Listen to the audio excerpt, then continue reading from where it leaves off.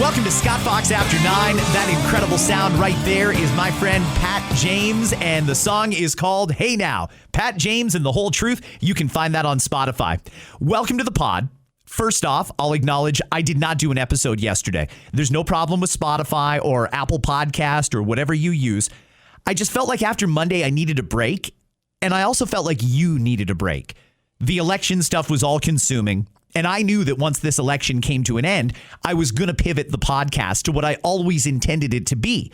And the politics got in the way for a while, but now with the election behind us and the decisions basically made, now we can move on to other things. So here's what I want to tell you. The podcast is going to continue every day. There is going to be some politics in every episode because that's the bulk of the news that we talk about and discuss around the water cooler.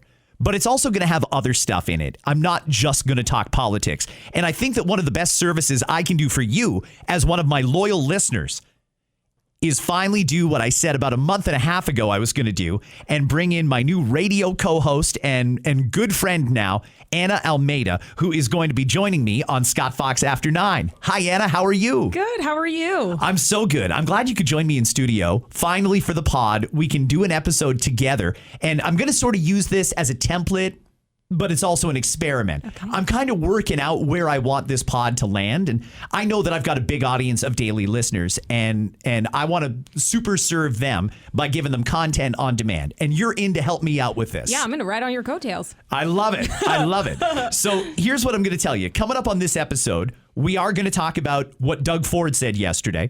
We're going to talk a little bit about Tim Houston, the Premier of Nova Scotia, who you know very well, Anna. I do, actually. Having lived there, he's become a friend.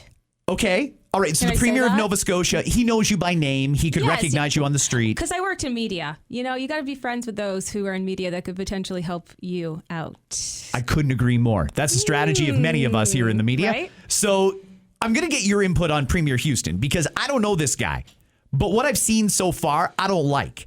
And I'm pretty sure that if he's delusional enough to think that he can beat Pierre Poilievre and win the leadership of the federal Conservative Party, if he actually thinks that's possible, he's crazy.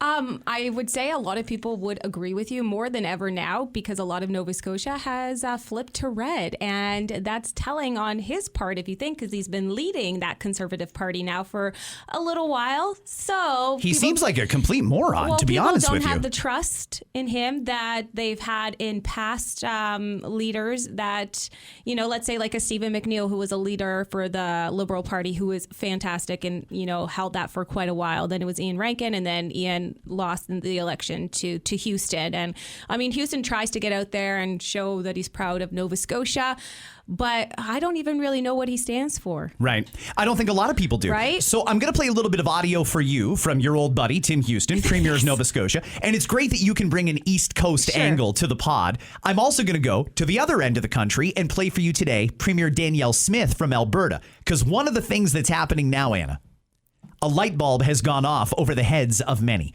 For months, we've been trying to figure out, what is Donald Trump after? What is his strategy? Yesterday, it became a lot more apparent. He played us. Well, not us. I didn't vote for Carney. Yeah. But he played people. The boomers that all voted for Carney, we walked right into his trap. And I'm going to explain what that means coming up. Good, because you had to tell me this, and when you broke it down, I was like, oh my beep. Now it makes sense, right? It does, actually. So I'll tell you my theory, which liberals on social media are crapping all over, and they are so mean. I don't understand why liberals can't see an opinion that they disagree with and just move on. What makes you have to go to the insults and the name calling instinctively? And that has been just signature throughout the last few months. If you say something that they don't agree with, bam, they're all over you, calling you names. I hate that nonsense, and I hope that comes to an end soon. But we'll get to all of that. Right now, I want to play something that we played this morning on our radio show. And there's a distinct Canadian tie-in to this story. It's a video on TikTok. It is a woman asking her boyfriend to help out her friend. Anna, you know this story, and I cringe. I cringe already. Okay, if you missed our radio show today, here's the first part of a 60-second TikTok. I have a question for you. Okay. You know how my friend Angela and her boyfriend are trying to get pregnant? Yes. Well, they're having some complications. Her boyfriend, anyways, she was wondering, she asked me, her boyfriend is fine with it, but she asked me to ask you if you would help them. What do you mean? Is this a trick question? No, I'm being serious. So you want me to get your friend pregnant? Well, they really would like to have a baby, so yeah, I think they thought it would be sweet to And ask you're us. Hold on a second here. Let's hold the phones. Hold the phones. Oh, gosh. Okay, his first question might have been my first question. I think a lot of guys' first thought would be, is this some sort of a trick? Well, yeah, because sometimes it's like, do you think my best friend's prettier than me? And is this a trick question? You know what I mean? That sort of thing. Do I answer honestly in that situation? Never. No, you don't, right? Even if you know that she is hot, you never. No. I tend to agree with you.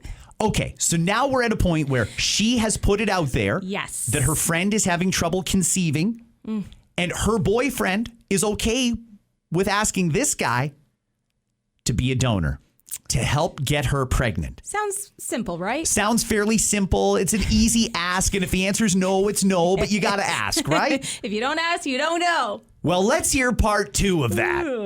Okay with that? I mean, yeah, I think it's nice because maybe you would like to help them. I mean, you're kind of friends with them too. So if I say yes, you're not going to get mad at me? No, I think it'd be really sweet. So I get your best friend? What? Why would... No, that's not what I mean. So then how would that work? You go to the doctor. So you want me to do it? I don't know now because you seem like you wanted to do other things. Is that what you wanted? I mean, I think if we're going to do it, we should do it the right way. Okay, no. There No, you go. No. There you go. And that's when she got out of the car. First off, I agree with that sentiment. If you're going to do something, you do it right. Well, I mean, I don't think a lot of gentlemen, their first thought isn't a doctor's office with walls surrounding you, a cup, and a good movie, if that's still a thing. I think they think what you thought. Well, how does that work at the sperm bank these days? Do they give you like a magazine? That back in the day, it was a magazine, and it was get yourself But not that ready. you know that firsthand. No, I don't. But I've never done an artificial donation. Oh gosh. However, Yeah. I am aware though that the guy's got to become aroused. Yeah, you got to go in and because you actually donate more than one, right? Because you're providing a sort of estimate per se. You have to complete, a certain amount of donation requirements. So you're not just producing for one particular egg; you're producing for multiple. Right. So there you go. So, But do they give you something to get you going, or is it just like, well, think they use your just phone and call it Pornhub? Or Exactly. And now it's more convenient and more private because you have your phone and you just go into a separate room. And I'm not sure if some bring it in. I hope they don't do that because as long as it's in a cup and not touched and it's between a certain amount of time, you can still produce at home and then drive it over. Really? Yeah. I think I'd rather do that at home, to be honest with you, Well, than some strange room. It's your comfort. But I get like it's not, I think that's when it really becomes a transaction and not so much like, creating a life or whatever the case may be. I think he was just excited. I think those relationships are over. Can I just put that back, circling back to that episode, that clip you just sent? Yeah. The guys, they're never hanging out with that couple. No. Ever. No, that's over. And she's never going to trust him to think that he's not going to want to sleep with the friend. Well, I mean, this seems like a communication issue, Anna. This seems like a misunderstanding on his part. You want me to slam your friend? Okay, no problem. Whoa, that's not what I meant. But he was like in his defense, he was trying to, is this a trick? And you're okay with that. Like in his mind, he still thought he was going to jump on the friend and get her done. Old school, not a cup of donation. That might not even have crossed his mind. No. Particularly if he's not sure with how the process works. Yeah. But let's get back to this. Okay. Could you ever ask a friend for her boyfriend to get you pregnant? Never in my whole life. I would never ask one of my friends and their partners to ever donate to me. However, with that being said, I have asked a friend of mine if he would donate because I'm 39. I do want to be a mother and I'm not waiting for Prince Charming to like find me sitting on the couch because that's where I spend most of my time. Sure. He was probably not looking there. No, right? But I want to be a mom. And as much as I've been looking into sperm banks, I keep hearing these stories, horror stories, and I mean, there could be one-offs, but like, these donors have fathered multiple kids more than they're supposed to. So I get scared now. There's guys running around that are like regulars at the sperm bank that have got hundreds of kids. It scares me. There's a Netflix documentary dedicated to a guy with 1,000 kids. How does it work, though? I mean, there must be some sort of and by the way, if you've been through this process and you know how it works, we probably sound stupid at the moment. No, and give me advice, please. I truly don't understand how it works. But if I, for example, had fathered hundreds of kids, the odds that one of those kids or two of those kids might meet in the future and hook up themselves, I have to assume that presents some genetic issues. Well, that's why it's so illegal, and you have a quota. You can't surpass this amount of donations. Do you know what I mean? And everybody has there's different clinics, right? So I'd hope that they all talk and know if one is registered here giving donations here, that they can't go to that place. That's my fear. So I asked my friend, I said, hey man. I said, hey man. That's how you approach this? Hey man. Actually, I gave him wine. Oh, that usually does it for me. I gave him anything wine, you want. And I said, I'm not going to name him, but he knows who he is. I said, listen here, I love you. Obviously we tried to date. It did not work. We're better off as friends. Yes, friends with benefits on occasion. Great time. And I said, well, you're putting a lot out there today. I mean, I'm 39. I'm no virgin. I've lived my life. Good for you. You Good have for you. to. But I said to him, I really want to be a mother, and I know that you have no intent as of right now to settle down or have a desire to be a parent. Would you consider donating some sperm to me so I could fulfill this dream of mine? He actually sat back and really thought about it for a second. He too said, only if we can consummate old school way. He doesn't want to do the cup. No. Okay. He's like, well, we're friends with benefits on occasion. Like, I'm not going to a doctor's office. I was like, okay, you're being a dude. Sure. No problem. And then he thought about it. He's like, I really don't think I could be okay with knowing that I do have a child out in the world. But I said, technically, it's not your child. You have no rights, because I would draw up the paperwork to say, like, you just donated. I'm not coming after you for any, care for the child. No child support down the line. No, nothing. And then once the child is 18, then if they choose to know, or if they have questions beforehand, then we can talk about it and I can let you know. But they could be involved. They could be like the cool uncle, but no parental figure. I am the sole parent to that child. So they would have to not just, and I don't want to go too invasive here, so please tell me if I'm getting too personal. Yeah. You want just the sperm and then piss off. You want to be a single mom raising your child, and this guy, not only is he going to sign away any obligations like child support and such, but he's also going to sign away rights. Yeah. Because I just want their goods, because I need that to fulfill this dream of becoming a mother. Traditionally, like, I'm still a traditionalist at heart. I'd love to meet somebody. I'd love to have like the traditional family. It's something that I always wanted, but I'm also a realist, and I know my time is ticking as well. I'm going to be 40 years old. So this is the route that I might have to go down. And I know him. I know his family. I know the background. Do you know what I mean? Doesn't that make it weirder than a complete stranger? No, because I have reference. Like, if the child is sick with something, you know what I mean? I know like the family background. I could be like, oh, well, this makes sense. Probably that, Right. So I've thought about a lot of that in my time. So, but he said no ultimately. And what I heard when he said no, I heard, okay, you continue to think about it. Okay. So it's not off the table. If he came to you today and said, you know what, I'm ready. I'm not ready at this very moment, but I will be come October when I turn 40. Okay. Hey, I have a timeline. That's like more so then. I still want to enjoy this last little bit of my 30s and then focus on to becoming a parent. Very interesting. Well, you've really opened up a lot here, so thank you. Can I be honest? I just think these conversations have become so taboo. Like, oh, becoming a single mom, it's not the way it's been done. I think forget it. The way it's been done in the past doesn't necessarily mean it has to be done now. And I think it's okay to talk about, where we could be if we decided to go that route. I focused on my career. I wanted to be successful. I put a lot of women do that. And I wanted to put all my time. That took precedence over my love life and having a family. And it's not that I feel the pressure in a way to have kids now that I'm getting older. It's just the yearn. I do want to do that. And I'd want to be able to do it now that I feel like I'm more financially stable. I've, went out and had a lot of fun, and I feel like I have more to give and more life advice Does that make sense? It makes total sense. Okay. This is really interesting to learn this about you. Thank you. Thank you for opening up like that. Yeah. Back to the fun part of this story. The consummation? Back to the consummation. I'll do your friend, but I'm not going to do it at the doctor's office. Yeah, no. Right. What do you say in that scenario? If a friend came to me and said, dude, we've tried so hard to get pregnant, we can't. You obviously can produce because you've got kids. Why don't you do this donation and that's fine?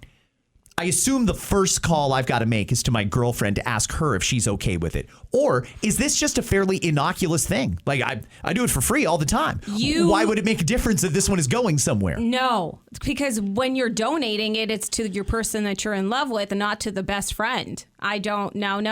You have to call and you have to let them know. You have to let your partner know that this conversation was had.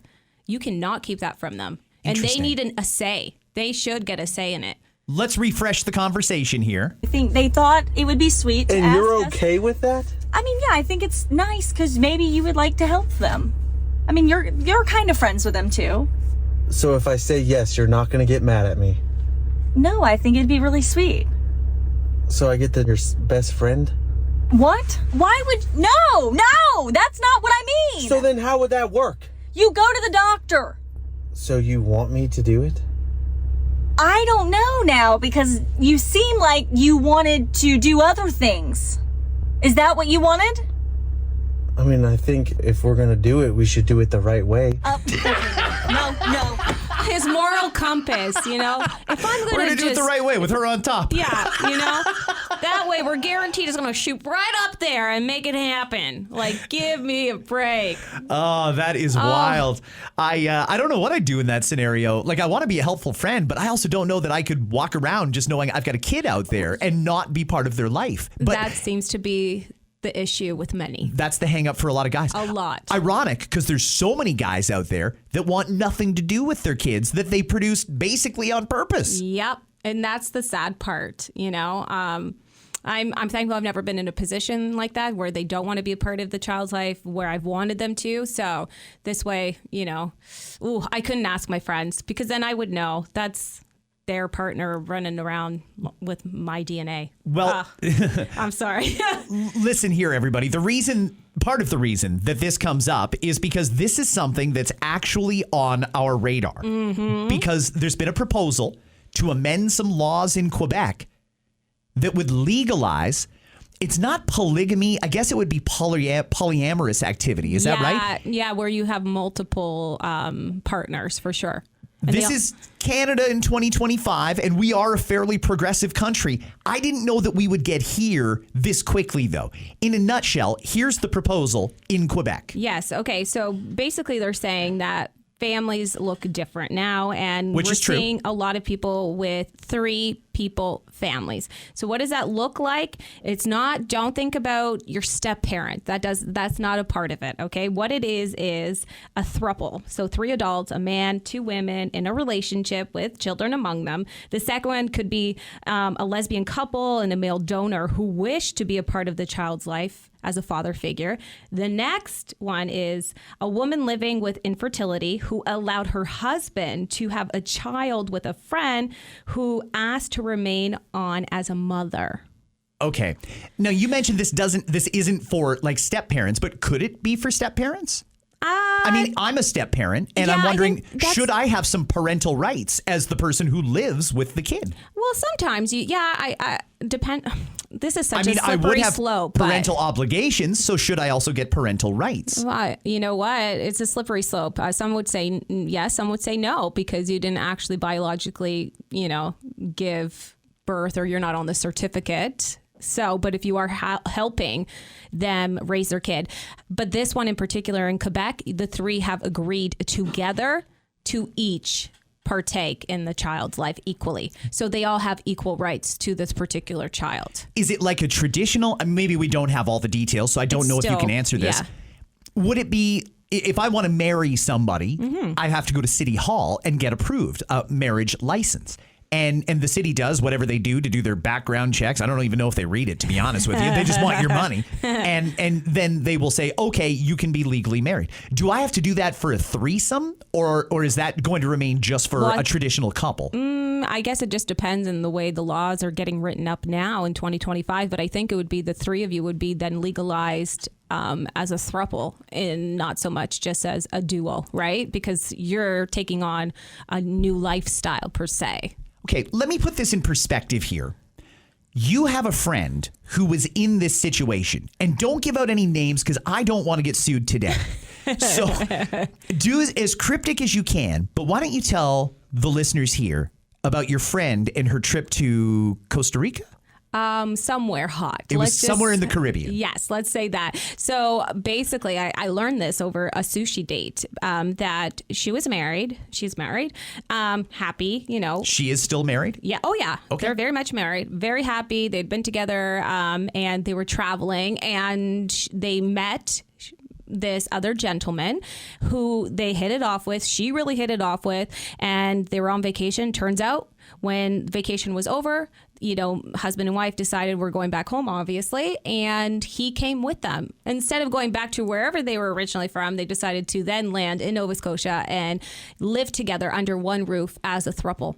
But the throuple is she gets to enjoy both of them, and they get to enjoy her, but they don't enjoy each other. So they're just like a bromance, and that's as far as it goes. So there's not a three-way situation happening in the bedroom. No. Does it ever happen, like on a birthday or a special occasion? Not that I'm aware of, but I'd just be like, yes, girl, get yours. You know what I mean? But she does. The sleeping arrangements, how do you think it's handled? Do you think the boyfriend has his own room or the husband? Or do they have one room that is on a rotation basis? What do you think? How do you think it's handled? I assume everybody has their own bedroom and she just goes and knocks on whatever door she's feeling like that night.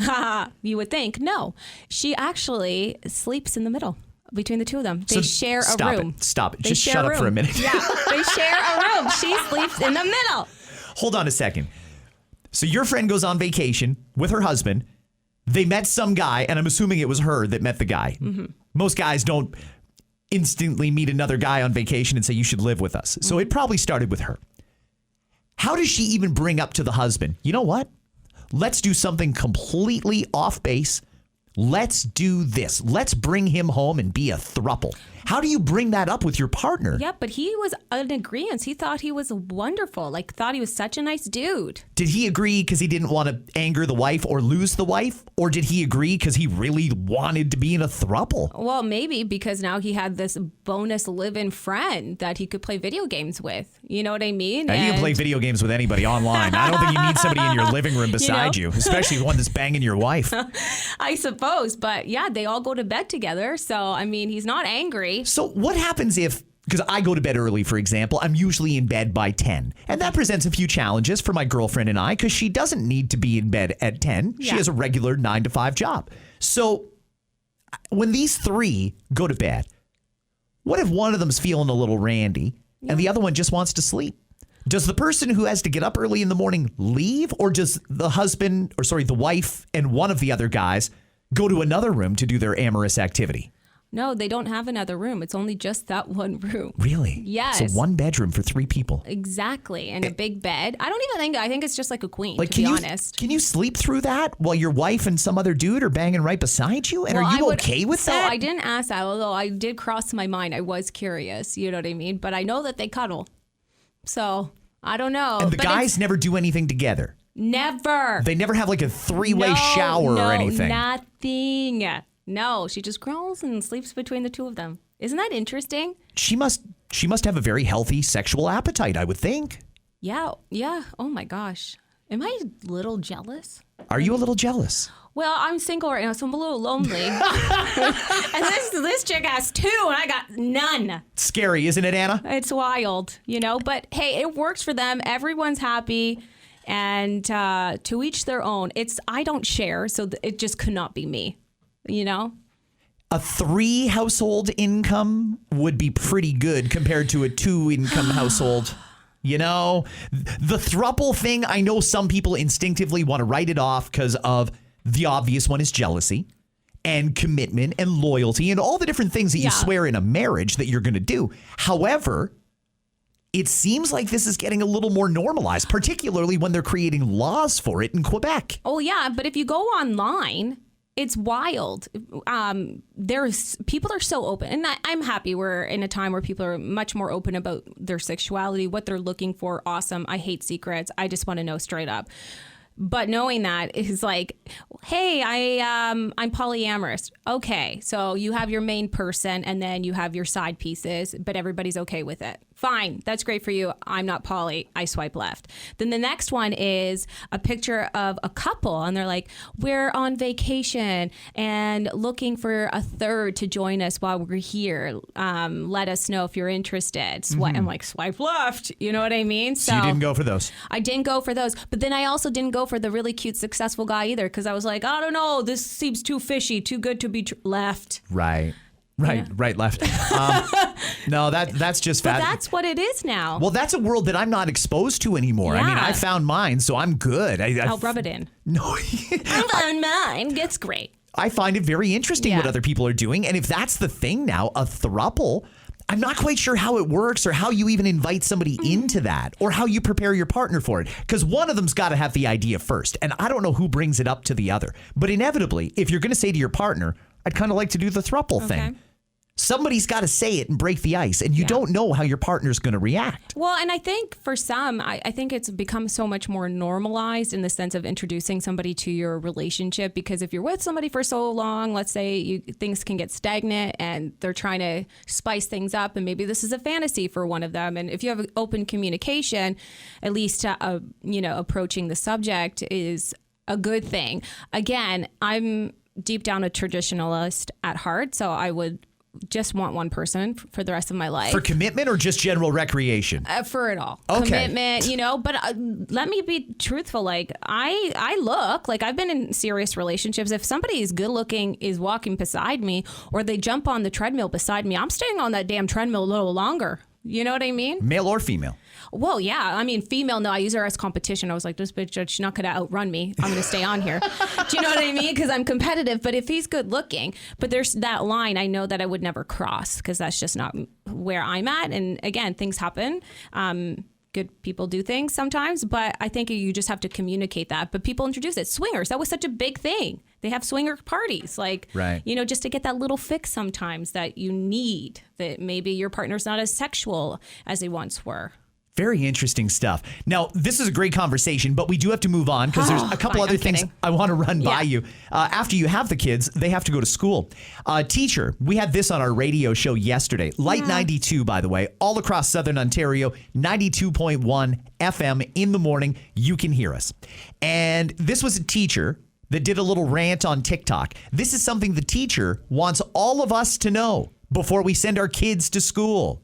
Do you want to know what it's like teaching in 2025? Okay, so yesterday I told all the parents I'm done tying shoes. I usually stop tying shoes in January, and your child has to learn how to tie their shoes, learn how to tuck their laces in, or ask a friend that knows how to tie their shoes. And this year I waited until the middle of March. Last night I got a message this long saying, this is accidents, like, I guess I will have to teach my child because you don't want to. Sorry, I'm teaching your child how to read, how to do math, how to write, and I'm still teaching them how to tie their shoes in class. I'm asking for one thing, and in the amount of time that it took to type out that message, the kid probably could have learned how to tie their shoes. So if you're wondering what it's like, that's what it's like. Wow. I don't blame her. You don't? I don't. I'm not a parent myself. I have friends who are parents, and they would be embarrassed if they received a message from the teacher saying, hey, like, I had to tie your kid's shoelace again. That's something you try to prepare them for when they're heading off to school. It makes me wonder, what do parents think their job is? When I hear something like that, I mean, and in fairness, when you have a kid and you're getting ready to enroll them in JK, for example. You've been through this. Sure. Nobody tells you, you do this, we do that, we do this, you do that. There's no division of power here. So you just sort of send the kid off to school expecting they're going to learn school sort of things. Maybe some parents don't understand that it's not an all-in-one shop completely free. You have to give them some basic life skills when they go to school, teaching them how to tie their shoes. And if they can't, getting them slip-ons or Velcro Yes. or something like that. These seem like reasonable proposals. The parent who got the note saying we're not tying shoes anymore and wrote like a multi-page letter of complaint to the school. That kind of helicopter parenting is just, that's got to get out of our education system. Well, and the teacher already allowed for, the parents to have until like December and then March to get the tying the shoe under control. And if you can't do it, then there's a bigger problem. Like, where are we lacking? What else are they not learning? Are you expecting your child at 4 years old to make their own lunch as well and bring it to school? Like, I don't know. Or is that the teacher's responsibility too? Again, being a parent is obviously very difficult, but these things seem quite basic. According to my friends, they are like, I want to be there for those first. I want to be there when they tie their shoe for the first time. There's books on it. I want to be there when I teach them how to ride a bike, or, it's the teacher's responsibility to help them pass the test. Right? Right. So, yeah, I don't know. This struck a nerve with so many people. Nobody agreed with the parent. Everybody agreed, from all of our text messages and the conversations I had after the show, agreed with the teacher. It is not her responsibility to help teach your child how to tie their shoe. Okay. I agree with you. Well said. The entitlement of some people just shocks me. I don't know where they're coming from on stuff like that. It'd be so hard to be an educator now. Like, your role has just expanded so much. But again, people just think, well, at least they get their summers off and 2 weeks off at Christmas, and so they should be able to tie my kid's shoe. No, Right? no. That's what you hear sometimes. That's right up there with those people that'll burst into the teacher's classroom or the principal's office and say, you work for me because I'm a taxpayer. Oh my gosh. The hell that person does. Yeah. No, you don't boss anybody around. You're No. not the boss. They No. work for the Ministry of Education, which is funded by the government and all of us. Even if you don't have kids, you pay for it. You're paying for a school system that you don't even use. Oh. Thought of it like that before, huh? I'm going to call up my friend later so we can get started. Maybe you should have that kid. Just cash in a little value. Yeah. Another thing I want to play, and this is a story that has basically gone viral today. It's based on a baseball game last night between the Chicago Cubs and the Pittsburgh Pirates. And maybe you're wondering, who would be watching a game with the Pittsburgh Pirates? And I don't understand either. I don't know how anybody caught this. However, last night in the game, fan jumps up after a rare Pittsburgh hit. Ba-boom, falls right out of the stands and down to the field below. 21 feet they fell. A lot of people are probably wondering, how's that guy doing? Because he was bleeding from the mouth when they loaded him onto the stretcher, completely unconscious. That's never a good sign. Here's a little bit of the EMS. Thank both our medical staff, the Cubs medical staff, EMS, everybody that got to the gentleman. Even though it's 350 feet of wire or whatever it is, I mean, the fact of how it went down and laying motionless, we're like all the plays going on. I mean, Craig saw it, I saw it, we both got out there. I think the umpire saw it. Unfortunately, because of the way the ball kicked, it's extremely unfortunate. I mean, that's an understatement. Apparently, based on witnesses that tweeted about it after the fact, the guy was drunk. This is one of the witnesses says he was drunk. He, just a few innings earlier, had taken his shirt off and poured half a beer all over himself. So he was inebriated, but he was there with his girlfriend and two other people. Apparently, this was a pure accident. Yeah. He was just excited and drunk, saw the hit, jumped up, and ended up in a weird kind of a way, propelling himself right over the edge. Propelling himself so much that it looked like he had jumped off a diving board and had done flips in the air before landing, not in water, but on turf on the field. And it is scary, a 21-foot drop. And he landed hard. And if you do watch the video, I fully say, use your discretion because it's not an easy watch. And at least there was medics on scene quickly enough. But the game was going on. Like, they didn't realize it actually happened until some of the players caught wind of it too. And then they got help on the way. It was scary. Let's now get to a little bit of the political talk that I talked about for this episode. We're going to start. You're already laughing. I'm laughing because I know people are like, get to it. Some. Yeah. Oh, yeah. There are some, though, who have been looking forward to a little balance and a little variety, a little less politics and a little more other information. Actually, you know what? Before I get to Trump is coming up in a minute. I want to say one thing about someone who I differ with politically about as much as you can differ. The former leader of the Ontario NDP party, Andrea Horwath.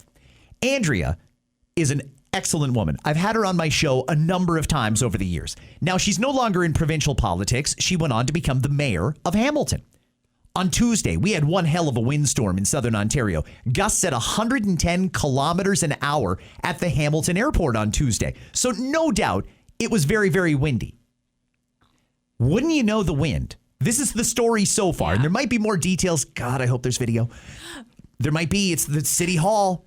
I'm sure there is to catch it. Yeah. Apparently, the mayor was walking up the steps at City Hall and got blown down the stairs. The wind was so intense, it blew her back and she fell down the stairs. She broke her wrist, fractured her elbow, and has multiple cuts and lacerations across her body, but mainly on her legs. But those steps are no joke. That's that's a hard fall on any good day. Now add the wind on that, in that scenario.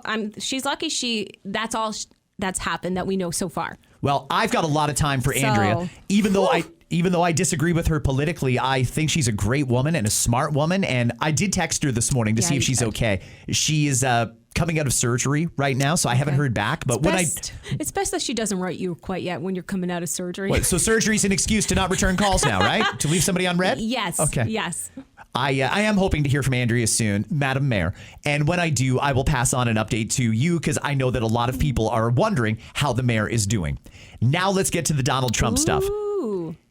And I'm going to play the clip of Donald Trump yesterday. Then I'm going to tell you my theory that led to a lot of liberals freaking out on me on social media. You should see some of the replies on my X account. First off, the clip from Donald J. Trump. Yesterday, yesterday he spoke about American betrayal. Are you interested in rebuilding relations with Canada, and if so, how? No, well, I think we're going to have a great relationship. He called me up yesterday. He said, "Let's make a deal." You know, he was running for office. They both hated Trump, and it was the one that hated Trump, I think, the least that won. I actually think the conservative hated me much more than the so-called liberal. He's a pretty liberal guy. But no, I spoke to him yesterday. Couldn't have been nicer, and I congratulated him. You know, it was a very mixed signal because it's almost even, which makes it very complicated for the country. It's a pretty tight race, but he's a very nice gentleman, and he's going to come to the White House very shortly. Donald Trump talking about Prime Minister Mark Carney and conservative leader Pierre Poilievre. Now, for those who didn't follow along, I'm going to give you my takeaways from what Donald Trump said there.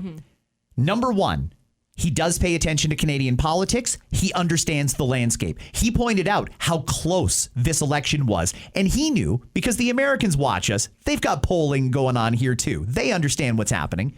Even he knew it was going to be close. Now, Donald Trump, before the election, had made it known he wanted Mark Carney to win. And there were some people who were speculating, he's only saying that. It's reverse psychology. He's saying that because he wants people to not vote for Carney because Carney's Team Trump, to vote for Pierre. And I thought, that's a little far-fetched. I don't think he's thinking like that. And then after I saw this clip yesterday, it occurred to me, wait a second. I think I figured out what his strategy is. And this was his strategy, probably for a while now. This is my takeaway. He knows our politics.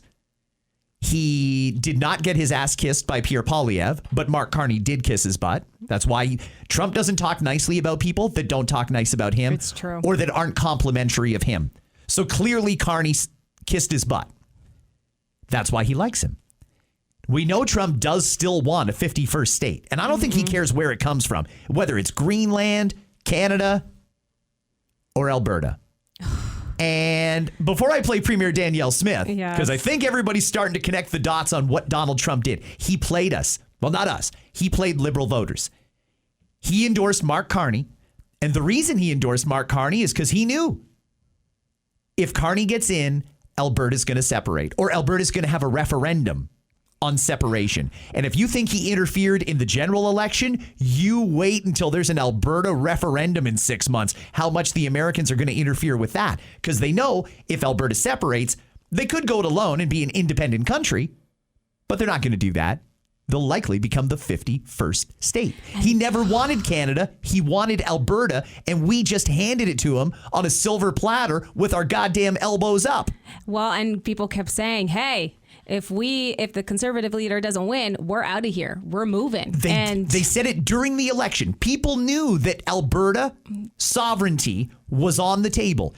Some people, by the way, are saying Alberta can't just separate. Hello, Quebec tried. Yeah, they absolutely can. Just so you know, they can. The conditions have been set now that if Alberta and the majority of them, or whatever the threshold is, maybe it needs to be 55% or 60%, whatever it is, we know that if they vote to separate, the Canadian government is obligated to negotiate the separation of that province. Gosh. Oh, my gosh. Like, this is getting real now, Wow. right? And if that truly was Donald Trump's strategy, you know what? I'm more politically aligned with Poilievre, but he didn't come and kiss my ass, so screw him. Let's get the Liberal elected, because if the Liberal gets elected, Alberta's out and we will take them. And I just picture like Trump sitting in office with like a puppet and being like, haha, my plan is working, and watching this all unfold in real time. But Alberta, the people have been very outspoken. Sure. Outspoken so much, they take their opinions online and try to gauge how others are feeling and see if they all align together. Let me play this one more time for Donald. It's 1 minute long. Listen to it again. And one of the things I want you to notice is during the campaign, what was it Mark Carney kept saying?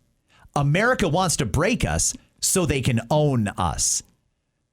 That was a lie. The whole thing, Anna, that whole campaign was predicated on I'm the one who can protect you from Donald Trump. Donald Trump is trying to break us so that he can own us. And Mark Carney's the only guy who can protect us. Mark Carney is the one who's going to hand Donald Trump Alberta on a platter. And I'm sure Mark doesn't want this country to separate or to break up. I don't think he's unpatriotic, but he may not be able to stop it because he's not going to change his ideology. The other thing, too, is during the campaign, we were led to believe that our relationship with America is over and all that stuff. Carney said it multiple times. Yeah. Listen again to Donald Trump, because Donald Trump doesn't indicate that there's any issues. In fact, he says they get along great. President, Prime Minister Canada ran against, not only against the Conservatives, but also against you. Yesterday, yesterday he spoke about American betrayal. Are you interested in rebuilding relations with Canada, and if so, how? No, well, I think we're going to have a great relationship. He called me up yesterday. He said, "Let's make a deal." He was running for office. They both hated Trump, and it was the one that hated Trump, I think, the least that won. I actually think the conservative hated me much more than the so-called liberal. He's a pretty liberal guy. But no, I spoke to him yesterday. Couldn't have been nicer, and I congratulated him. It was a very mixed signal because it's almost even, which makes it very complicated for the country. It's a pretty tight race, but he's a very nice gentleman, and he's going to come to the White House very shortly. Wow. That doesn't sound like this contentious relationship that Mark Carney portrayed, that we're basically at war with America. He said they have a great relationship. They get along well. That's the second time Trump has talked very favorably about Mark Carney.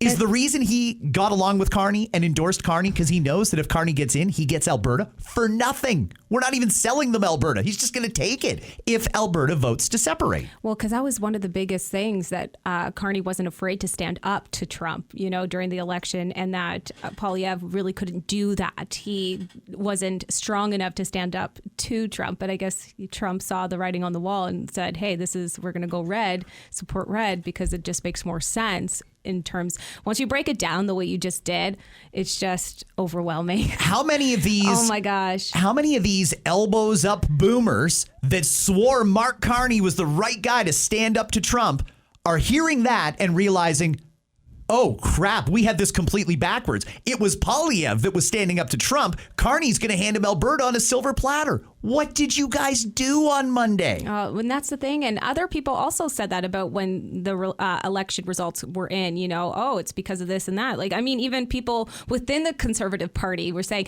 well, if they had just followed my lead and went about the way that I was tackling, tariffs and Trump's political stance, maybe, Poilievre would have won. But now the greater message here is, Carney won, but did we lose? There's also a lot of conservatives that felt Pierre was very misguided for attacking Trump the same way Carney did. There were conservatives who said Poilievre would be much better off if he worked with Trump and showed that he was going to be an ally. Instead, Poilievre did the opposite.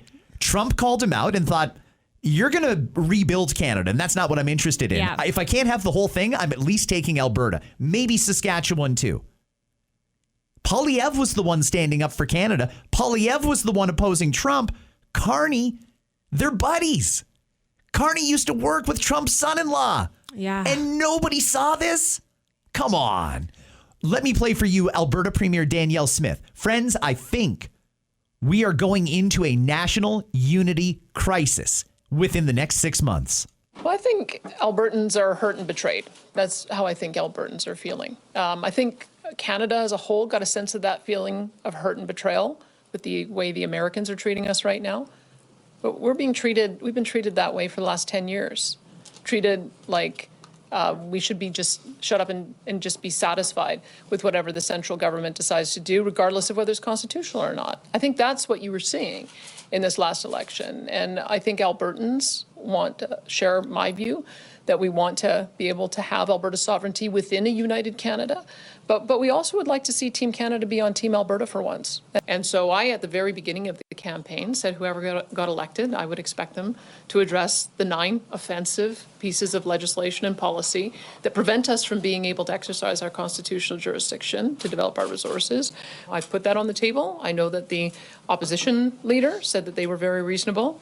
Prime Minister Carney, it's a little unclear. He's given the impression, certainly with the interactions he's had with me and the Council of the Federation, that he is open to establishing economic corridors that include pipelines.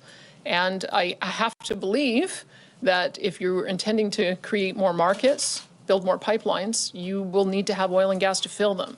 So you cannot have policy that suppresses the development of resources at the same time as you're trying to expand the development of resources. So we'll have a very interesting conversation over the next 6 months. I don't want to prejudge the outcome, but that's what we'll be advocating for.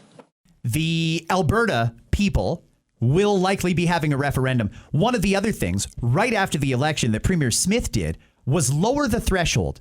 She promised that she was not going to bring forward legislation for a referendum.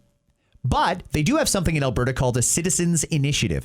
In other words, if you can get enough signatures, the government will address whatever issue it is. Yep. And the premier lowered the threshold from 600,000 signatures to 177,000 signatures and extended the deadline to 120 days to collect those signatures.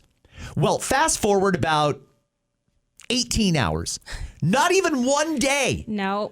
And they're at 200,000 signatures already. And counting. It's wild. I saw that and it started really picking up momentum online, and people are sharing it. Like, yeah. Are you seeing this?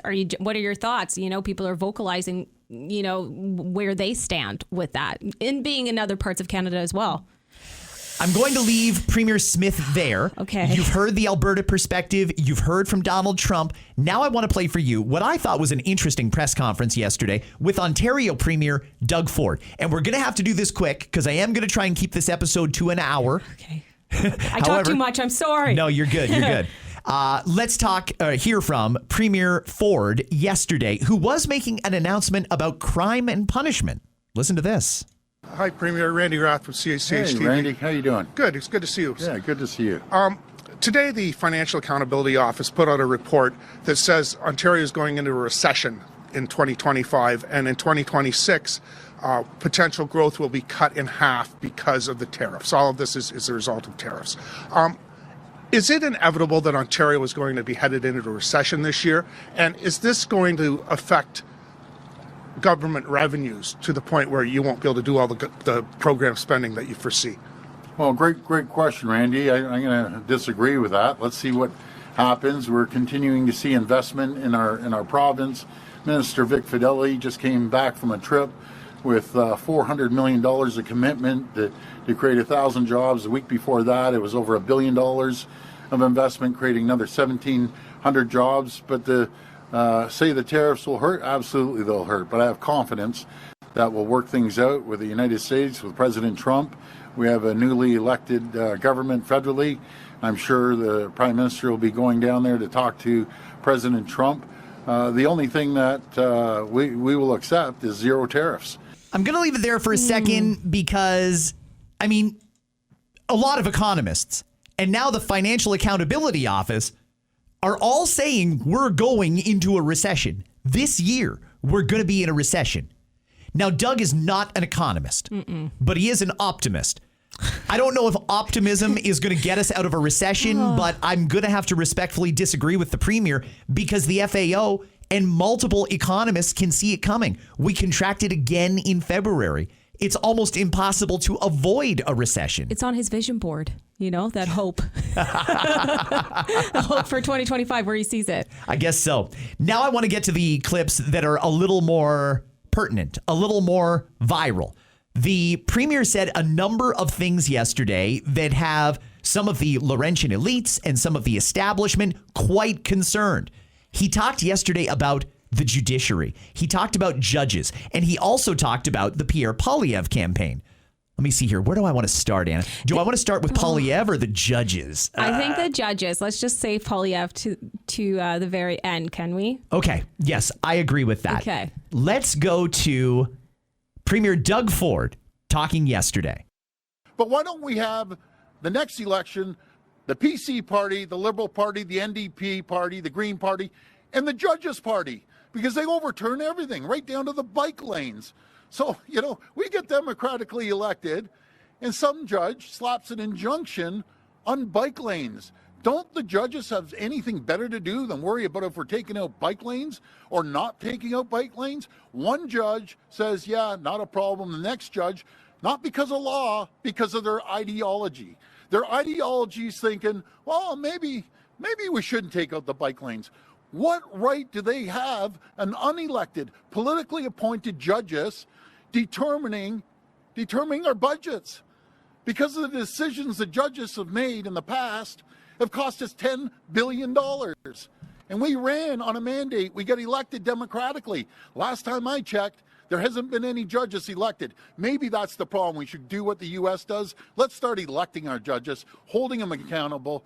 And that's my rant for the day, because I've just had it. We get elected to move forward, and some judge, because of the ideology, decides, well, let's put an injunction on bike lanes. You got to be kidding me.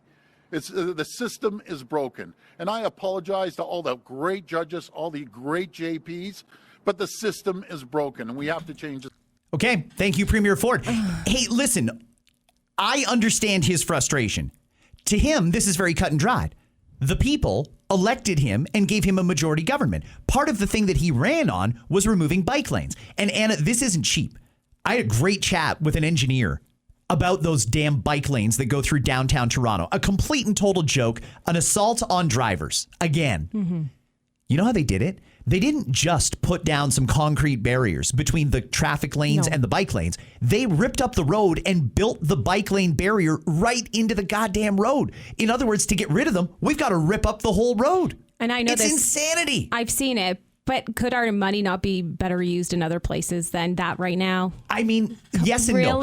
It's a problem. I mean, traffic in Toronto is complete gridlock, and Premier Ford does have a stake in that.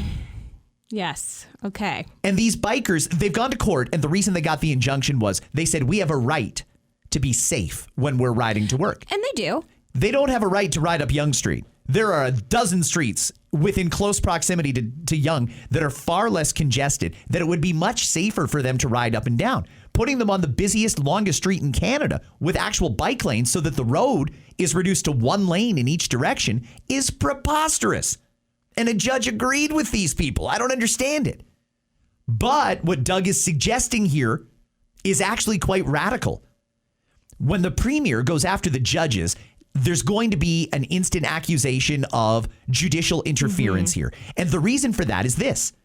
Right now, one unelected judge, entry level too, by the way. We're not talking appeals court, superior court or anything, just an entry level judge, even a JP, can put down something that restricts the government that was democratically elected from doing what they want to do. Generally speaking, We want that. The whole point of the judges being able to overrule an elected government is to make sure that the laws that get passed are constitutional and don't violate our rights. Now, I don't think anyone's rights are being violated here by taking out these bike lanes, personally. However, when the premier weighs in like that, that's going to be very controversial. I don't know how Doug walks that back unless he actually does introduce legislation requiring judges to be elected. I would also point out the premier has some control over this. This is his third majority government. He's had a chance to appoint a lot of judges. And I don't know who they're appointing, but I'll tell you, I put my name forward to be a justice of the peace. I'd be an exceptional JP. You would be. Thank you. I'm a very level-headed, well-spoken. I can write very well, honest. I have some integrity. I would have been an exceptional justice of the peace. Nope. Never even got a call back. So I don't think they want the best and brightest and most qualified. I think they're just looking for people that made donations to the party. That's what I'm thinking too, man. Not just the conservatives, the liberals as well. Kathleen Wynne and Dalton McGuinty appointed a ton of judges that are on the bench. Would we require all judges to become elected or just new judges to become elected? That's what I'm wondering. And when would that election take place? Would we be voting with school board trustee, city councilor, mayor, and judge? Would this be part of the provincial process? Are we going to have signs on our lawn for judges like they do in America? I mean, it's a slippery slope, honestly. And you're starting, if you open that one can of worms, it's onto a bigger situation, like you just said. And I'd rather somebody who's unbiased. I don't want somebody to join in a courtroom feeling like they were pressured into a situation because of who they donated to, or like, hey, you do me a favor, I do you a favor. Not to say that actually happens, but yeah. Okay. I got to play two more clips here. Okay. Now, I'm going to switch the topic because we are running out of time, and I do want to get in one more from Doug and the Premier of Nova Scotia, Tim Houston. 3 premiers in this episode of Scott Fox After 9. I love it. This is about Pierre Poilievre. Pierre Poilievre is staying on as leader of the Conservatives, nearest I can tell. Someone in the party in a safe Conservative seat, probably in Alberta somewhere, is going to likely stand up and say, I'm resigning my seat to create the need for a by-election so that Pierre can run. And that's totally legit. It happens regularly where someone will give up their seat. In fact, I'm really shocked that none of the Ontario Liberal MPPs has given up their seat for Bonnie Crombie to run, unless Bonnie Crombie is just terrified of another election and losing again. I don't know what the Ontario polling on Bonnie Crombie is, but she's basically non-existent. Yeah. Let's get to Premier Ford yesterday answering a question about his lack of support for Pierre Poilievre. I want to ask about federal issues. You're here making a tough on crime announcement. Yeah. I didn't hear much of that from the Liberal platform, but there was a lot of that in the federal Conservative platform. Why didn't you come out with Pierre Poilievre and make these kinds of statements during the campaign? I shouldn't interfere in the federal election. Last time I checked, Pierre Poilievre never came out in our election. Matter of fact, him or one of his lieutenants told every one of his members, don't you dare go out and help the PCs. Isn't that ironic? But anyways, I'm not going to dig deep into this. The people spoke, and I have no say in who people vote for. But I'll tell you one thing. We have a government, democratically elected. I will hold them accountable. I'll hold them accountable like I would, no matter if it's a Conservative government or a Liberal government.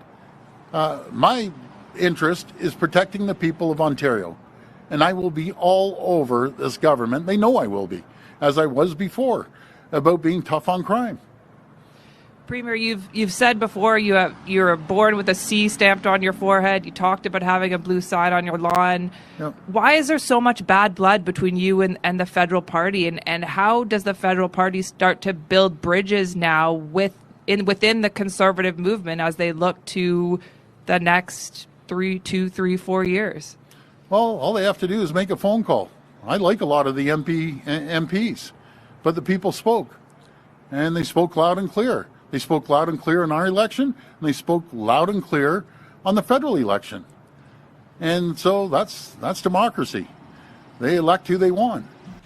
I don't know that Premier Ford is upset? I don't. Well, I don't think he likes Pierre Poilievre at all. And what I'm trying to figure out is, does he truly not like the guy, or does he truly think that Pierre had the wrong campaign strategy, or is he setting Pierre up because he wants Pierre's job? He wants to be leader of the federal Conservatives and run to be prime minister himself. And if he did, he would have a lot of support cross-party. He's got some of the most connected liberals in the country coming over to his house for coffee. He's built bridges with organized labor and with many, many other groups that you need a coalition with if you're going to run. But there's still a lot of conservatives that watched that clip yesterday and thought, you petty SOB. You mean to tell me, because Pierre said, stay out of the provincial election. This is Doug Ford's thing. Stay out of it. And also keeping in mind history that we've never had a provincial conservative government and a federal conservative government at the same time. I think Pierre just didn't want to screw it up for Doug. He stayed out of it. Provincial conservatives are not necessarily the same as federal, but it's a lot of the same people that do work for both parties. But it is two different parties. Pierre told his guys, stay out of the provincial. Then the provincial comes along and Doug, when he got in front of a camera, threw Pierre under the bus. Was it a misunderstanding, or is this just an opportunistic assault by Doug Ford? To me, when I listen to that clip, I just hear digs after digs, to be honest with you. Yeah. So, and a smile while the dig is being said. I think he enjoys his seat, and it's he has one of the most powerful seats in Canada in Parliament, and I think he really just wants to maintain that and not have to share that status quo with anybody else, to be honest. Okay, let me play one more clip for you, and then we're going to wrap it up. This is someone that you are very familiar with. You might even call him a friend. He is the Premier of Nova Scotia, Tim Houston. I'm sure you saw that Doug Ford suggested a few days ago that you're interested in the leadership of the Conservative Party of Canada. I don't think he suggested that. How would you interpret what he said? What are you referring to when you talked about the video? About your video. He was asked about your video, and he said, "I think he said or something." Did he? Or something like that? Something like that. And he said, "I think he has leadership aspirations." You saw that. I'm sure you've seen the. No, I didn't see him say it that way. I mean, people may interpret certain things, but I think he said. Didn't he say he was razzing me or something, or was giving him the gears or something like that? Yeah. Yeah. You said it was just. Yeah, I think it's just the video is incredible. Over 2 million views right now, and it has evoked a lot of emotions in Nova Scotians, and certainly people that have a connection to Nova Scotia in some way, shape, or form. Came to school here, have relatives here. Like it's had a really positive impact, and and that's what was the intent. So this is a great province. So are you interested in the federal leadership?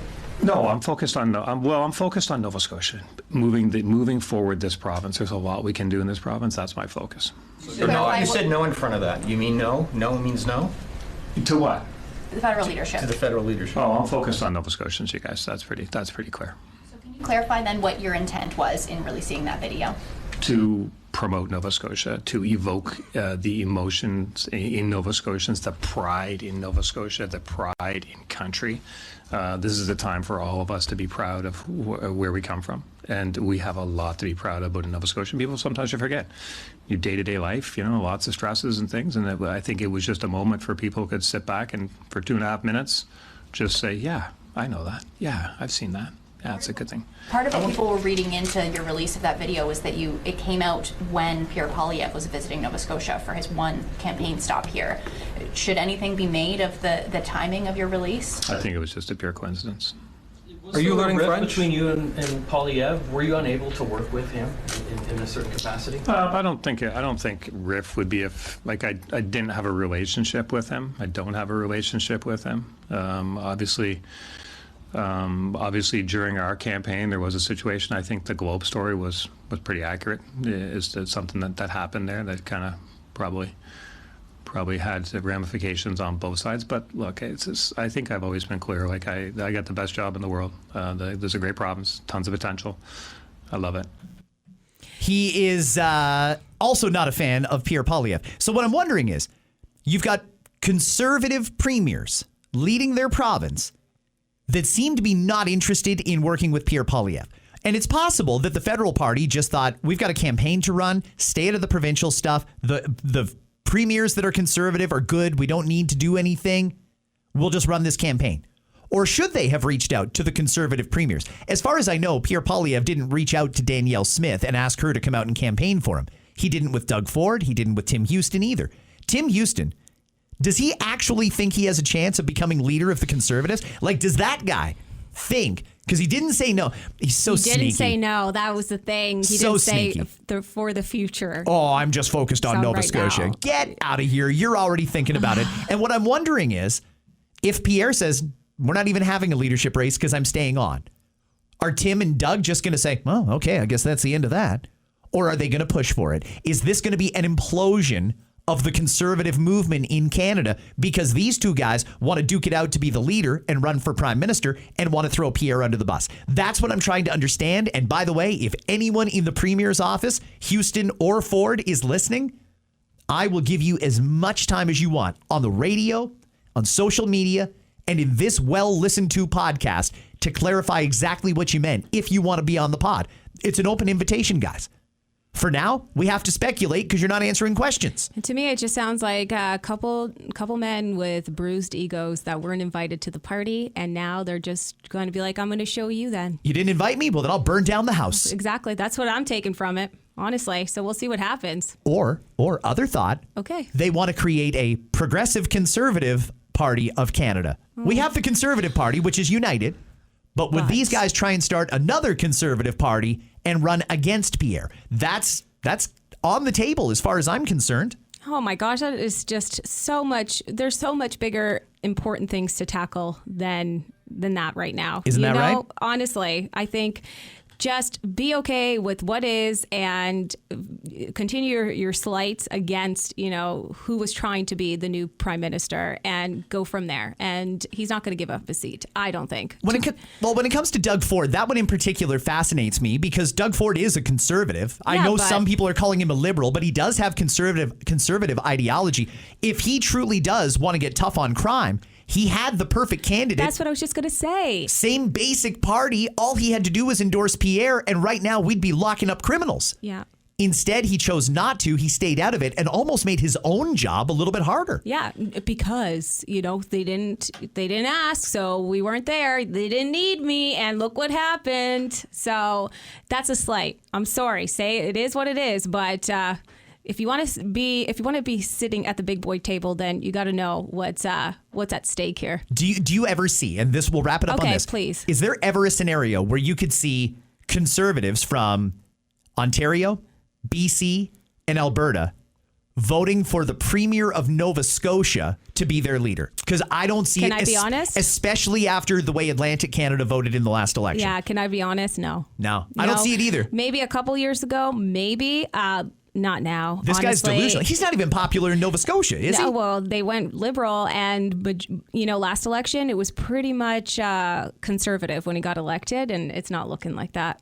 The irony is, I think the conservative premier that a lot of people would like to see run for prime minister is the one who is definitely not interested, Danielle Smith. Yeah. Well. Maybe she will. Actually, I shouldn't say never say never. If she's listening. You're open. There's an invite to you too, Danielle.